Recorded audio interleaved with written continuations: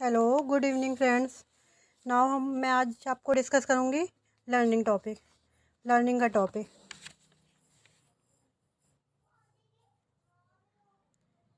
Learning, process of learning. आज हम discuss करेंगे लर्निंग ग्रोइंग अप से लर्निंग बुक में प्रोसेस ऑफ लर्निंग यूनिट 3 का। लर्निंग क्या है? इमिटेशन ऑफ एक्टिविटी, मतलब एक्टिविटी का अनुसरण करना। व्हाट, वाई एंड हाउ, क्या, क्यों और कैसे। Learning is a act of acquiring new और modifying exacting knowledge, behaviour, skill, value और preference and may involve synthetic different types of information. Learning क्या है? एक्ट है एक्वायर करने का, न्यू और मॉडिफाई, न्यू नॉलेज को एक्वायर करना और मॉडिफाई एग्जैक्टिंग नॉलेज, मतलब नई नॉलेज को ग्रहण करना और मॉडिफाई करना एग्जैक्टिंग नॉलेज को, अपनी बिहेवियर को, स्किल को, वैल्यू को, प्रेफरेंस को, and may involve synthetic different types of information, और संकलन करना डिफरेंट टाइप्स ऑफ इंफॉर्मेशन का। मतलब सीखना एक व्यापक शब्द है जो जन्मजात प्रतिक्रियाओं पर आधारित होता है। व्यक्ति अपनी जन्मजात प्रवृत्तियों से प्रेरित होकर जो क्रिया करता है उसके फलस्वरूप वह नवीन परिस्थितियों के संपर्क में आता है। अपना मतलब वह पुराने अनुभव के आधार पर नवीन परिस्थितियों द्वारा अपनी प्रवृत्ति को संतुष्ट नहीं कर पाता, तो वह इस परिस्थिति के साथ एडजस्टमेंट कर लेता है। परिणामस्वरूप वह अपने उन व्यवहारों को छोड़ देता है जो उक्त परिस्थिति के अनुकूल नहीं होते, और नवीन परिस्थितियों के अनुकूल व्यवहारों को अपनाने लगता है। इसी प्रकार व्यवहार अनुभव के आधार पर परिवर्तित और परिमार्जित होते रहते हैं। जैसे आपको एग्जाम्पल के से अच्छे से समझ में आएगा। Example of learning: while touching a burning candle, a child gate burn and he withdraw the finger. जब देखिए पिक्चर में भी शो हो रहा है, जैसे ये कैंडल जल रही है और ये इसको हाथ लगा रही है, इसे पता है कि मैं इससे इसको टच करते ही इसे बर्न का, जलने का एहसास हो रहा है, तो वे पीछे खींच लेती है अपनी finger. When he face a similar situation again, जब वे फेस करती है सिमिलर सिचुएशन को दोबारा, and he withdraw his finger faster, वे तुरंत ही अपनी फिंगर खींच लेते। Gradually he learn to avoid not only the burning candle but also other burning thing. तो वे अवॉइड करती है जलती हुई कैंडल को, अगर उसके बाद दोबारा रखेंगे तो वे दोबारा नहीं खींचे, क्योंकि उसने लर्न कर लिया है, सीख लिया, अपने दिमाग में बैठा लिया है कि ये जलती कैंडल को हम पकड़ेंगे तो हम हाथ जल जाएगा। The behaviour of individual is thus change through experience, इसे ये एक्सपीरियंस हुआ, अब इसके सामने दोबारा रखी गई तो इसे इंडिविजुअली एक्सपीरियंस हो गया, तो ये इसके बिहेवियर में आ गया। This change is behaviour brought about by experience commonly known as learning, यही इसका बिहेवियर जो इसके में चेंज आया एक्सपीरियंस के द्वारा, यही लर्निंग है। मतलब दीपक उस शिशु के सामने ले जाने स्वाभाविक रूप से उसकी लो को पकड़ने के लिए हाथ बढ़ाता है, किंतु लो हाथ में लगती है उसे जलन का अनुभव होता है, तो वह हाथ खींच लेता है। अब जब कभी भी दोबारा उसके सामने ये दीपक लाया जाएगा तो वह अनुभव के आधार पर अब की बार लो पकड़ने के लिए हाथ नहीं बढ़ाएगा, वरना उससे दूर भागने का प्रयास करेगा। इस प्रकार अनुभव के आधार पर, एक्सपीरियंस के आधार पर उसके स्वाभाविक व्यवहार में जो परिवर्तन हो जाता है, इसी को लर्निंग कहते हैं। इस प्रकार स्वाभाविक व्यवहार में होने वाले प्रगतिशील परिवर्तन या परिमार्जन को ही लर्निंग कहते हैं। सीखना क्या है? जीवन पर्यंत और सर्वत्र चलती रहती है। नाउ हम पढ़ेंगे characteristics of learning. Learning in inherent of nature, learning क्या है? एक मतलब बुद्धिजीवी है, दिमागी नेचर है मैन का, मतलब जो जिसको कह सकते हैं हम पैदाइशी नेचर है मैन का, मतलब जब से बच्चा पैदा होता है कुछ ना कुछ सीखता है। Learning is A both process and product, learning क्या है? बोथ है, प्रोसेस भी है और प्रोडक्ट भी है।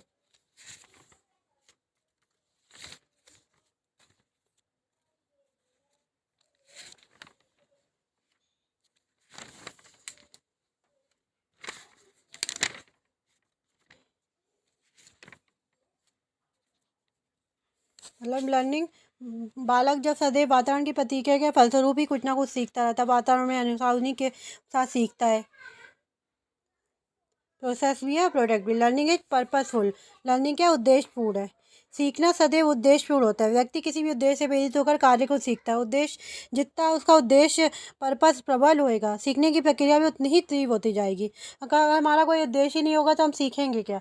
इसलिए सीखने के लिए उद्देश्य होना, उद्देश्य पर्पस के अभाव में सीखना ही निष्फल रहता है। इसलिए देखिए इसमें इसके समय में मार्सेल ने लिखा हुआ है, सीखने के लिए उत्तेजित और निर्देशित उद्देश्य के प्रति आवश्यकता है, और ऐसा उद्देश्य के बिना सीखने में सफलता निश्चित है। Learning is sequential process, learning क्या है? सिक्वेंशियल मतलब सतत चलने वाली सतत एवं व्यापक जीवन पर्यंत चलने वाली ही प्रक्रिया है। सीखना एक साथ नहीं हो पाता, वरन सीखने के लिए विभिन्न अनुभवों को, एक्सपीरियंस को एकत्र कलेक्ट करना पड़ता है। संपूर्ण एक्सपीरियंस, सारा एक्सपीरियंस जो होता है ना, क्रियाओं उपक्रियाओं से बनता है। सीखने के लिए व्यक्ति को किसी वस्तु की आवश्यकता की अनुभव होनी चाहिए, उसे देखना, भालना चाहिए, उसे कुछ करना चाहिए, अंत में उसे कुछ प्राप्त करना चाहिए। Learning depend on heredity and environment. Learning किस पे डिपेंड करती है? हेरिडिटी और इन्वायरमेंट पे। लर्निंग इज ए हेरिडिटी, और हेरिडिटी मतलब वंशानुगम का बालक के सीखने में अत्यधिक प्रभाव पड़ता है। यदि वंशाक्रम उसकी हेरिडिटी दोष रहित है तो उन बालकों व्यक्ति को उत्तम गुणों का विकास नहीं हो पाएगा।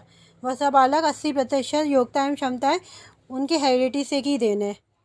बालक जो कुछ भी है और जिस रूप में विकसित होता है वह वंशाक्रम के देन है। व्यक्ति का जीवन सुखमय हो या दुखमय हो, उसके वंशांग प्राप्त गुणों पर निर्भर करता है। वंशांग मतलब जो माता पिता से जीन्स से होते हैं, जैसे माता पिता में अच्छे जीन्स है तो वो बच्चे में अच्छे जीन्स आएंगे, इसलिए कहते हैं learning is A heredity and environment. Environment पे भी निर्भर करता है कि हमारा फैमिली बैकग्राउंड कैसा है, परिवार का वातावरण का काफ़ी फर्क पड़ता है। यदि परिवार में लड़ाई झगड़े हो रहे हैं तो ऐसे में वातावरण का बालकों के मस्तिष्क में बुरा प्रभाव, वे उदास तथा चिड़चिड़े हो जाते हैं, डिप्रेस हो जाते हैं, घर का माहौल उन्हें बोझिल सा लगने लगता है, काटने को दौड़ने लगता है। वे अपनी पढ़ाई के लिए घर से दूर नदी या बाग की शरण लेते हैं। घर का वातावरण अच्छा होना चाहिए, निरंतर आगे बढ़ने के लिए प्रोत्साहन देता है। अगर अच्छा वातावरण होगा तो निरंतर आगे बढ़ने के लिए प्रोत्साहन देगा।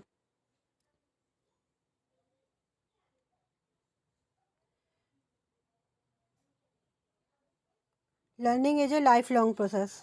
जैसा मैंने आपको बताया था, लर्निंग क्या है? लाइफ लॉन्ग प्रोसेस है। लर्निंग मतलब सीखना एक सतत, व्यापक और जीवन चरण चलने वाली प्रक्रिया है। जब से इंसान पैदा होता है और जब तक मरता नहीं है तब तक वह कुछ ना कुछ सीखता ही रहता है। अपने अनुभव के आधार पर अपने आसपास को देख के सब कुछ सीखता ही रहता है। Motivation is a very important in learning. Motivation क्या? अभिप्रेरणा बहुत इंपॉर्टेंट लर्निंग में। मनुष्य का प्रतिकार जिसे वे करना चाहता है, किसी के ना किसी का मोटिव होना चाहिए। व्यक्ति बहुत सी आवश्यकता होती है, ऐसी आवश्यकता जिन्हें संतुष्टि नहीं हो पाती, वे उसे संतुष्ट करने का प्रयत्न करता है। इसकी पूर्ति के लिए उसे प्रेरक मोटिव उत्पन्न हो जाता है कि मुझे ये, उसका जब तक मोटिव नहीं होगा तो वह सीखेगा कैसे? उसका कुछ ना कुछ मोटिव जरूर होना चाहिए। मोटिव उसे उद्देश्य की ओर ले जाता है तथा व्यक्ति को प्रेरित करता है क्रिया करने के लिए। उद्देश्य उसका जरूर होना चाहिए। आवश्यकता की पूर्ति के लिए निश्चित उद्देश्य की ओर व्यवहार करने लगता है। उद्देश्य उसका निर्धारित हो जाता है, उसके व्यवहार की दिशा स्पष्ट एवं निश्चित हो जाती है। मानव उस क्रिया को सीखना नहीं चाहता जो उसकी आवश्यकता उद्देश्य की पूर्ति नहीं करती, इसलिए मोटिव जरूर होना चाहिए। Certifications and control reported in learning. Certification भी जरूर होना चाहिए। जब तक वो सर्टिफिकेट नहीं होएगा तो सीखेगा कैसे? सर्टिफिकेशन भी जरूरी होना है इसके लिए। Learning is universal. लर्निंग क्या? सार्वभौमिक है। सीखने गुण केवल विशिष्ट मनुष्यों पर नहीं पाया जाता, वरन संसार के सभी स्थानों पर, सभी जीवधारियों पर। लर्निंग मतलब यही नहीं है कि लर्निंग इंसान ही लर्निंग सीखता है। लर्निंग सीखने का सब में होता है। पशु पक्षी कीड़े मकोड़े भी कुछ ना कुछ सीखते हैं कि मुझे रोटी कैसे खानी है, कैसे करना है, कान पे खुजली होनी तो कैसे खुजाना है, तो वो भी सब कुछ सीखते ही रहते हैं देखना देख के। Learning is change. लर्निंग क्या है? चेंज। व्यक्ति अपने तथा दूसरों के एक्सपीरियंस के आधार पर अपने व्यवहारों, विचारों, इच्छाओं, मूल प्रति भावनाओं आदि में चेंज ले आता है, और वास्तव में यही चेंज सीखना कहलाता है। सीखना क्या है? अनुभव या प्रशिक्षण द्वारा व्यवहार में परिवर्तन लाना है, इसी को परिवर्तन कहते हैं। Important factor affecting the learning. Factor क्या है इसके लर्निंग के? इंटेलेक्चुअल फैक्टर मतलब, इंटेलेक्चुअल मतलब दिमागी फैक्टर, बुद्धि, वो दिमाग से कितना परफेक्ट है सीखने में, उसका दिमाग आईक्यू लेवल कितना अच्छा है, तो ये भी इस पर लर्निंग का प्रभाव पड़ता है। और लर्निंग फैक्टर मतलब वो कितना लर्न करना, उसमें लर्निंग करने की कितनी पावर है, सीखने की कितनी इच्छा है, विल टू लर्न। मतलब नया ज्ञान देने से पूर्व ये नित्यांत आवश्यक है उसमें सीखने की प्रति जिज्ञासा है उत्पन्न की जाए, क्योंकि ऐसा होने पर विद्यार्थी प्रतिकूल परिस्थितियों में भी किसी बात को सीखने में सफल हो जाता है। सीखने की इच्छा के अतिरिक्त छात्रों का आकांक्षा स्तर भी उच्च कोटि का होना चाहिए, जिससे बालक कठिन तथ्यों को भी आसानी समझ सके।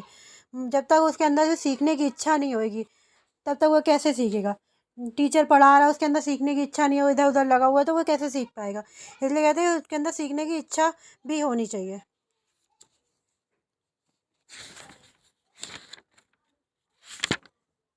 फिजिकल फैक्टर भी बहुत मैटर करते हैं कि उसकी मेंटल हेल्थ कैसी है।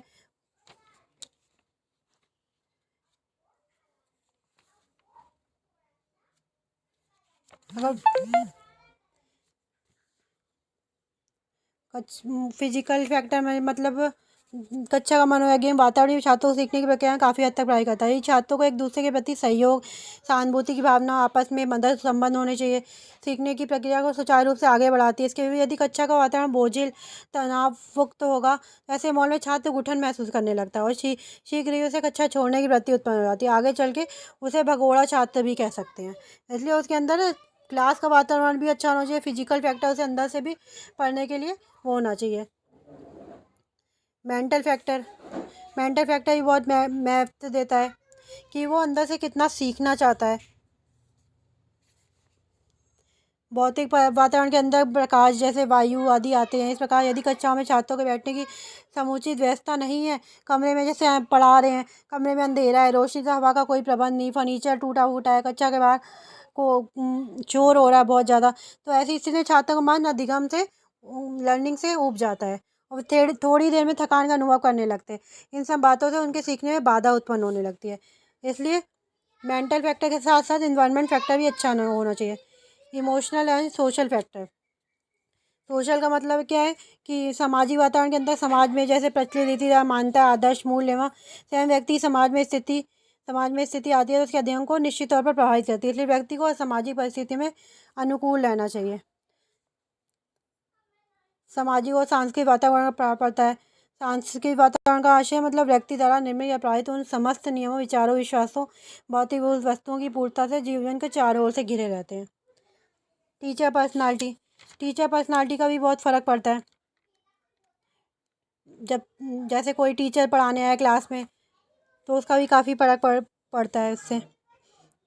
जैसे टीचर का कर्तव्य है कि ईसाइयों में बालकों के लिए एक आंख प्यार की और दूसरी सुधार की रखी जाए। मतलब प्यार इसलिए कि उनके साथ आत्मीयता, घनिष्ठता बनी रहे, मधुर समझ में आए, पराये पर जैसा विरोधाभास उत्पन्न ना होने पाए उनमें, कि एक से तो तुम अच्छा व्यवहार कर रहे हो, जो आगे बैठे पीछे वाले को आप पूछ ही नहीं रहे हो। और सुधार की टेढ़ी आंख इसलिए कि उनके बढ़ते हुए दोष दुर्गुणों पर नियंत्रण स्थापित किया जा सके। ये कार्य इतनी कुशलता से होना चाहिए कि सांप मरे ना लाठी टूटे, किशोर समीक्षा से उनका भड़कने ना लगे। वस्तु स्थिति का कहना है इसलिए आवश्यक है कि उसे कड़ाई के साथ कहीं बिना सीधे रास्ते पर नहीं लाया जा सकता। मतलब मात्र नम्रता अपनाने से तो वे बात को हंसी मजाक से टाल देते हैं और उस गलती को गंभीरता नहीं समझते। कई बार तो उल्टे चिढ़ने लगते। बुद्धिमानी इसी में कि बीच का रास्ता निकाला है और विरोध आक्रोश बढ़ाए बिना सुधार को उद्देश्यपूर्ण किया जाए। मतलब क्लास में जैसे बच्चे हैं एक दूसरे से लड़ रहे हैं तो ये नहीं है दोनों को ही डांटना चाहिए। ये नहीं एक को डांटा और दूसरे को नहीं डांटा, तो ये फ़र्क पड़ता है। इन्वायरमेंट फैक्टर का भी बहुत फ़र्क पड़ता है कि क्लास का वातावरण कैसा है, बच्चे का पढ़ने में मन कैसा लग रहा है वहाँ पे। क्लास का वातावरण का बहुत बड़ा प्रभाव पड़ता है।